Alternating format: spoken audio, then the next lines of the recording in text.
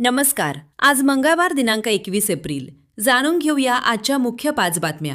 आपण ऐकत आहात मराठी अपडेट समूहाचे दररोज सकाळी 7:30 वाजता प्रसारित होणारे Marathi update morning news podcast.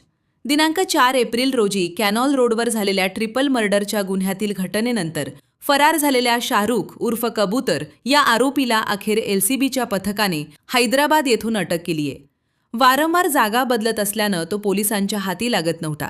मात्र एलसीबीच्या पथकाने अखेर त्याला हैदराबाद येथून अटक केली आहे.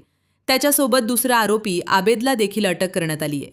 नांदेड उत्तर विधानसभा मतदारसंघातील रस्त्यांची प्रलंबित कामे व वाडीबू येथील उपजिल्हा रुग्णालयाचे बांधकाम मुदतीत पूर्ण करून जनतेला दिलासा द्यावा अशा सूचना आमदार बालाजी कल्याणकर यांनी सार्वजनिक बांधकाम विभागाच्या आढावा बैठकीत दिल्या आहेत.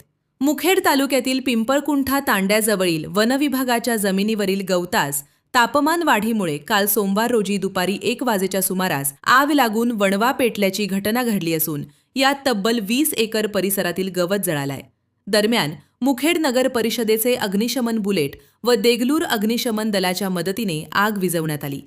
तहसीलदार संजय वारकड यांच्या पथकाने वारू तस्करी विरोधात कार्यवाही करत काल सोमवारी पहाटेच्या सुमारास मौजे भनगी येथे छापा टाकला.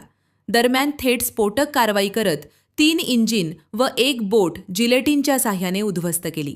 स्वर्गीय रुक्मिणबाई नामदेवराव पांचार यांच्या प्रथम स्मृती दिनानिमित्त अखिल भारतीय मराठी साहित्य चळवळीचे मुख्य केंद्र मराठी साहित्य मंडळ व माय प्रकाशन यांच्या संयुक्त विद्यमाने लोहा येथे 1 मे रोजी पहिले अक्षर लेणं साहित्य संमेलन आयोजित करण्यात आली आहे.